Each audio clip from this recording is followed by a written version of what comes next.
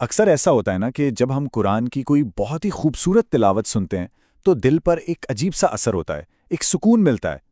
پر کبھی یہ خیال آیا ہے کہ اس مسحور کن آواز کے پیچھے اصل میں ایک پورا علم، ایک پوری سائنس چھپی ہوئی ہے؟ تو چلیں آج اسی راز کو سمجھنے کی کوشش کرتے ہیں۔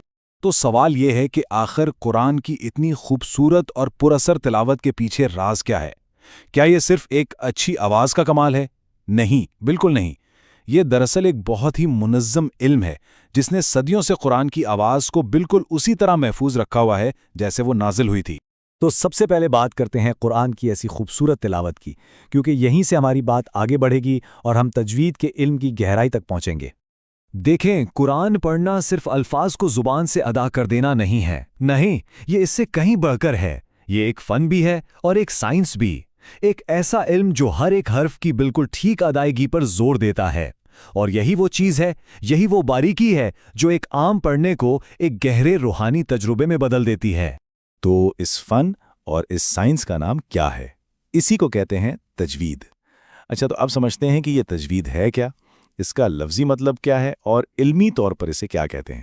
اگر ہم صرف لفظ تجوید کو دیکھیں نا تو عربی زبان میں اس کا مطلب ہے کسی چیز کو خوبصورت بنانا، اسے سنوارنا یا بہترین کرنا، یعنی اس کے نام میں ہی اس کا مقصد چھپا ہوا ہے۔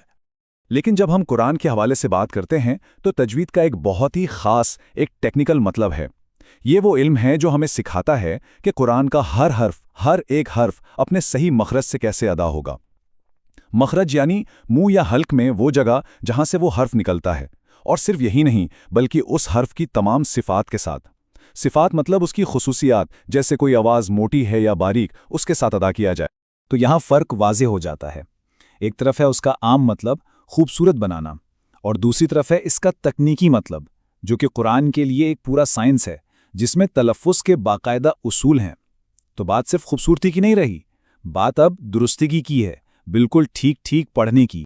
اچھا، یہ تو سمجھ آ گیا کہ تجوید کیا ہے، لیکن اگلا سوال یہ ہے کہ یہ اتنی ضروری کیوں ہے؟ آخر اس کو سیکھنے کا اصل مقصد کیا ہے؟ کیوں اتنی اہمیت دی جاتی ہے اسے؟ دیکھیں، تجوید کے کئی بہت اہم مقاصد ہیں۔ سب سے پہلا اور سب سے ضروری مقصد تو یہ ہے کہ الفاظ کے معنی محفوظ رہیں، تلفظ کی غلطیوں سے بچا جائے۔ دوسرا، قرآن کو بالکل ویسے ہی پڑھا جائے جیسے یہ ہمارے پیارے نبی حضرت محمد صلی اللہ علیہ وسلم پر نازل ہوا تھا۔ اور ظاہر ہے جب یہ سب ہوگا تو تلاوت خود بخود خوبصورت بھی ہوگی اور دل پر اثر بھی کرے گی۔ اور اس کی بنیاد کہیں اور نہیں بلکہ خود قرآن میں ہے۔ اللہ تعالیٰ سورہ مزمل میں فرماتا ہے وَرَتِّلِ الْقُرْآنَ تَرْتِیلًا، یعنی اور قرآن کو خوب ٹھہر ٹھہر کر واضح کر کے پڑھو۔ یہی وہ آیت ہے جو اصل میں تجوید کے پورے علم کی بنیاد ہے۔ یہ ہمیں بتاتی ہے کہ تلاوت کرنی کیسے ہے۔ اور یہ معاملہ واقعی بہت نازک ہے۔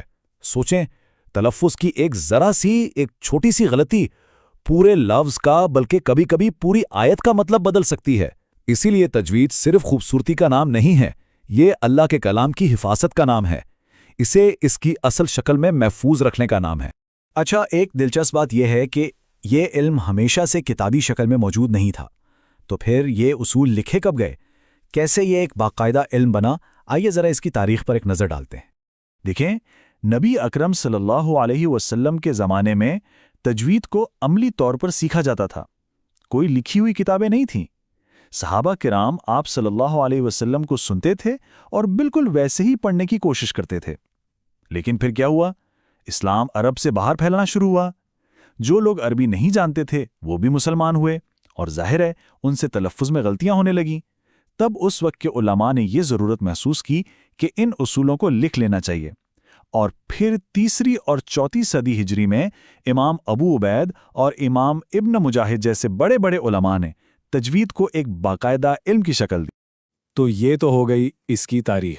اب ذرا تجوید کے کچھ بنیادی اصولوں کو دیکھتے ہیں تاکہ یہ سمجھ آئے کہ یہ علم اصل میں کام کیسے کرتا ہے۔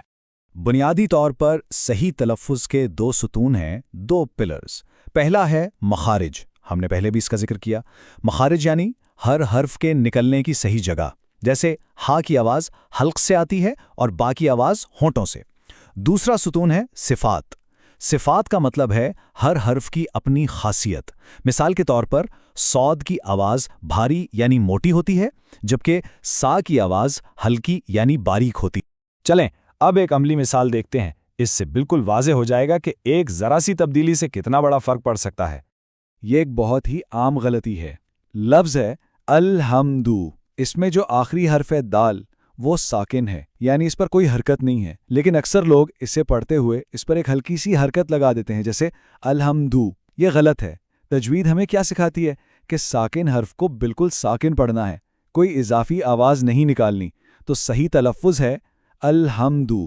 دیکھیں کتنی چھوٹی سی بات ہے، لیکن یہی درستگی ہے جو لفظ کو اس کی اصل شکل میں رکھتی ہے۔ تو ان ساری باتوں کا خلاصہ کیا ہے؟ خلاصہ یہ ہے کہ تجوید کا علم در حقیقت قرآن کی آواز کا تحفظ ہے، اس کی حفاظت ہے۔